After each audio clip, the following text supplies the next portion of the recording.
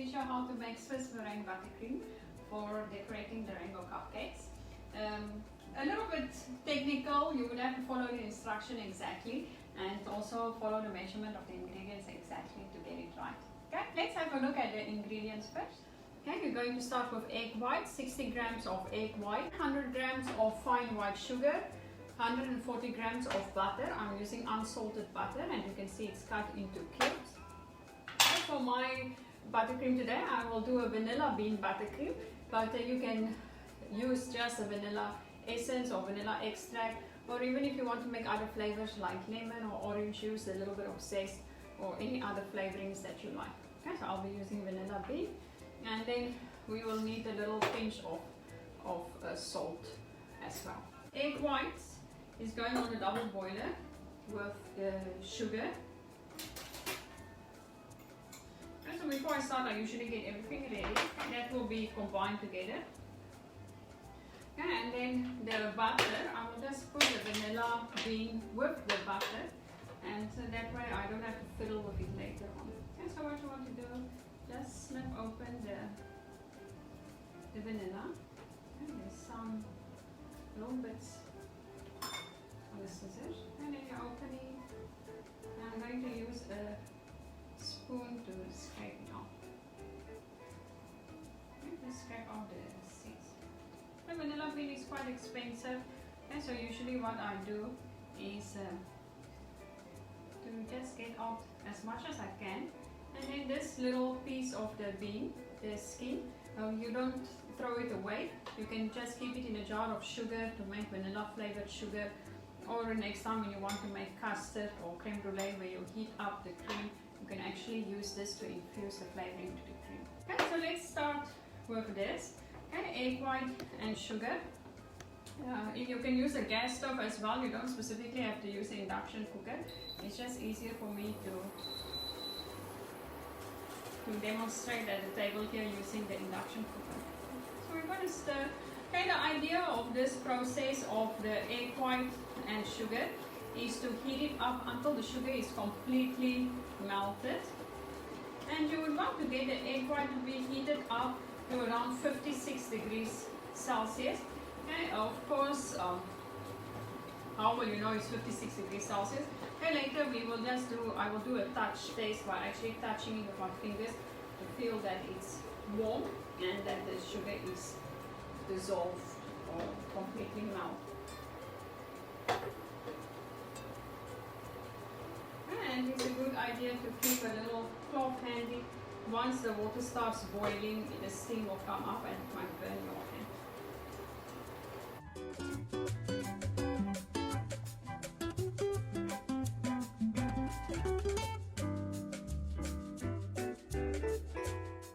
Swiss Meringue Buttercream a little bit more fiddly to make than regular buttercream, which is just butter and icing sugar. But by this process of using the egg white, the advantage is that your buttercream will be much more stable, so it won't melt easily at room temperature. Okay? It will hold its shape, it's easier to pipe, and then it just tastes really good and melt in your mouth. Okay, very nice flavor. Down a little bit. Okay, once the water boils, you can reduce the temperature all the way down to a low simmer. And you keep stirring, you don't want to scramble it, you don't want the egg to solidify. And so let's feel. And what I do is to just pull up a bit on the whisk, run it between my fingers, and feel for crystals, sugar crystals, that they might still be. Okay, I can still feel the sugar crystals, so it's not ready. Okay, you should not be feeling any sugar. And it should feel warm to the touch.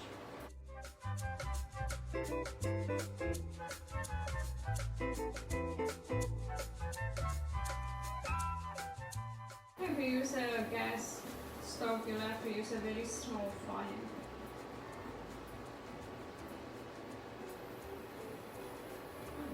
Again. So just run it between your fingers. I can feel a little bit of sugar. I need to do a little bit more.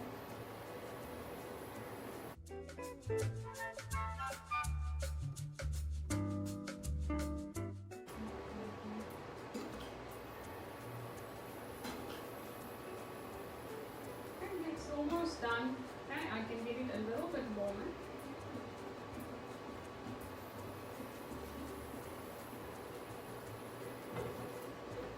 Switch on. And if you cook again. Okay, that's good. Okay, no more sugar, and the egg white feels quite warm. Okay, it's really nice. Okay, so that's done. Be really careful of overcooking it. If the egg white solidifies, that's it. You've done it you've heated it too much, and you would have to restart. Okay, so be careful with this. For the next step, we're going to beat the egg white until it forms a meringue. So I'm using, because I'm using a hand mixer, I will use a plastic mixing bowl to go with that. Okay, for this recipe, you have quite a bit of mixing involved. Okay, if I use, you don't want to use a metal bowl. If this is a metal bowl and you work in the bowl of your hand mixer, where it keeps touching the side, it will actually discolor the buttercream and give it a metallic taste. Okay, so you want to use a plastic or a glass bowl if you use a hand mixer. For egg white, if you want your egg white to turn into meringue, your bowl must be very clean, so no oily residues. Okay, I usually use a paper towel to just really wipe it very well, and make sure you pick up any bits of oily residue that it might be. And there should be no oiliness in the bowl. Right, let's get going and get your egg white in there. Be careful of condensation at the bowl or water, so don't drip that into the egg.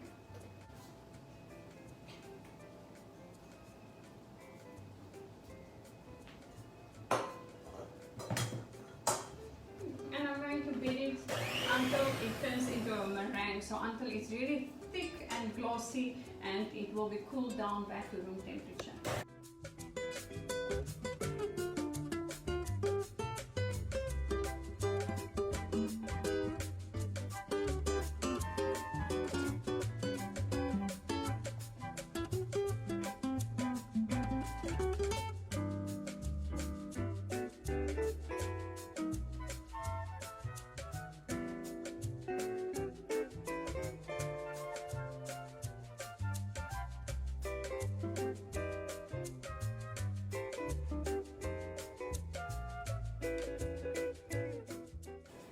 So for this, we're going to have two observations for the meringue. And the first is that it's back at room temperature, so it should cool down to room temperature. Again, I'll just use my fingers to feel and gauge the temperature. Okay, this is cooled down. But then my second observation is that I should be able to have a really stiff meringue. Okay, this is still soft. Okay, so it's still a bit runny. It is not ready yet. Okay, so even though it's at room temperature, I can continue beating until it's stiff.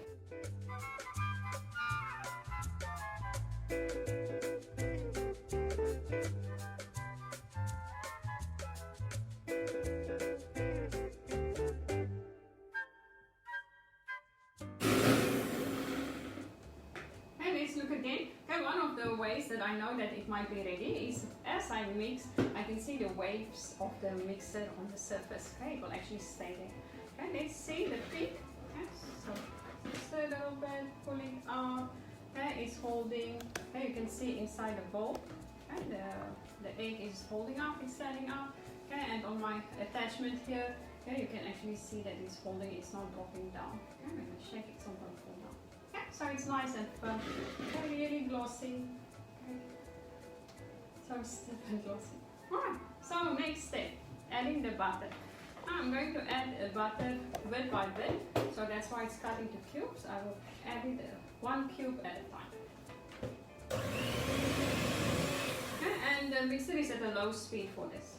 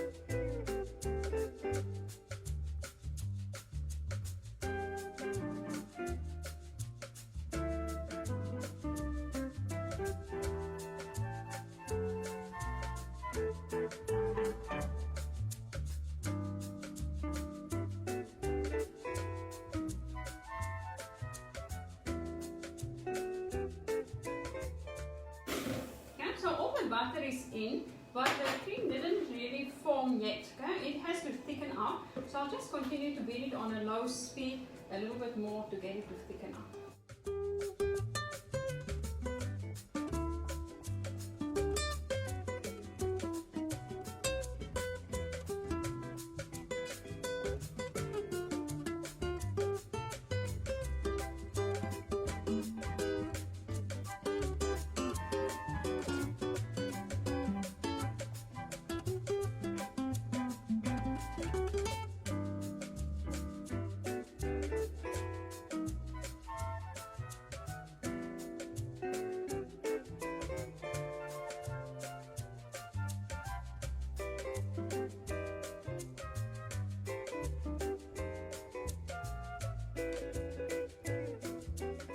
You can see the texture actually changing, okay? So it becomes really thick. You'll have to beat until you see the actual change in the cream and the texture of the cream.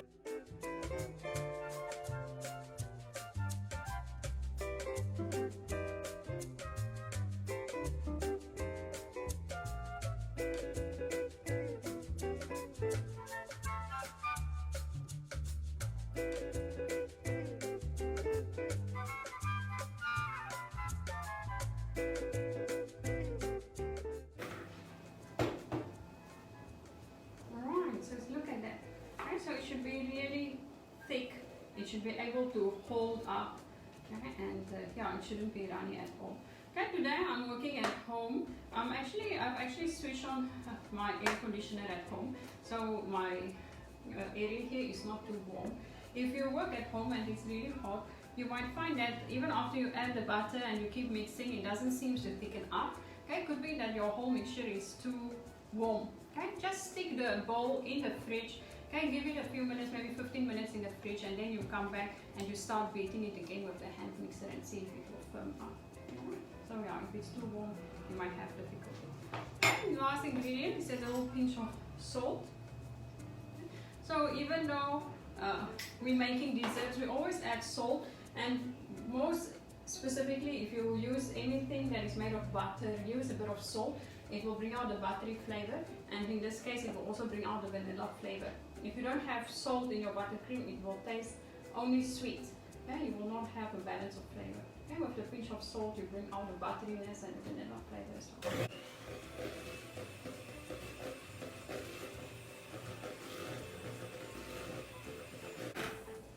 Okay, and then for me, usually I will taste whether the salt is enough. Oh, that is so good. And what I love about this vanilla bean buttercream is it will just really melt in your mouth, almost like vanilla ice cream. Okay, so it gives you the same mouthfeel as ice cream. It's so good. Alright guys, so a little bit of work, okay? Let's decorate the cupcakes nicely. Okay, this is going well so far. And for today's cupcake decoration, I'm going to use a piping bag, and I will fit it with a 2D tip. Okay, so a bigger star shape.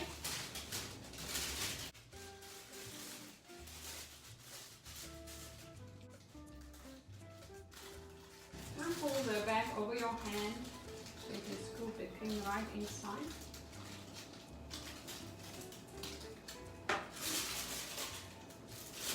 There you go with our rainbow cupcakes that I made earlier. Okay, it's completely cooled down to room temperature. Okay, so this is nice. Let's do some simple rosé. So I'm going to hold the bag up 90 degrees. The tip is close to the cupcake, it's touching. Okay, plant the icing, okay, and then you go around. Okay, at the end, stop squeezing and just put it off.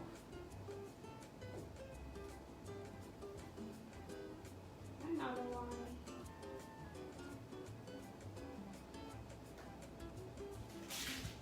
And let's just do a simple dot. Okay.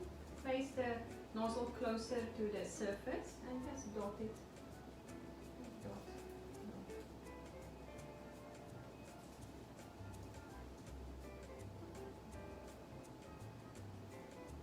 although we do like buttercream, we don't like huge amounts of buttercream. Okay, my kids don't like too much of buttercream. Okay, so I'll just cover the tops. Okay, it's also easier to eat if you don't get it too much on the outside. Okay, so try to get it on the top. Okay, I'll do a little zigzag. It's quite simple to do. Just zigzag over.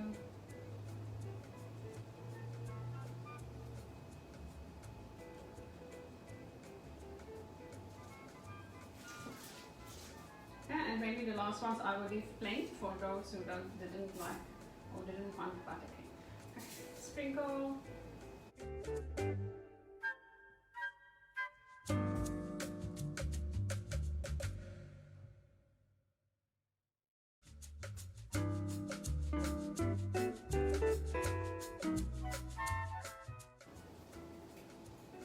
And then for the big reveal, okay, let's cut one of the cupcakes for you to see what it looks like inside.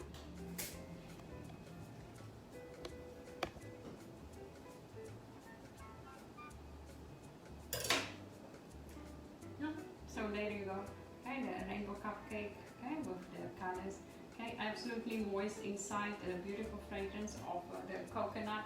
Okay, because it's well baked. Okay, I baked until it's golden brown, so you actually have that toasty flavor as well. Okay, the caramelization, and then the vanilla bean buttercream. It is quite time consuming to make the buttercream, so I wouldn't want any of it to go to waste. To keep the leftovers, you can place it in an airtight container in the freezer for up to 2 months. So I'm just going to scoop all my leftovers into the container, squeeze out the leftovers from the piping bag as well, cover it with a little plastic sheet to make it airtight, and then keep it in the freezer. To use the buttercream again, you would need to bring it out from your freezer, thaw it to room temperature, and then give it a really good mix to smoothen out the texture. It will taste just as good as freshly made buttercream. Alright guys, so I hope you will try this. Okay, enjoy the week ahead. Those of you going back to office, those of you going back to school, enjoy all of that. And I can't wait to see you again. Bye!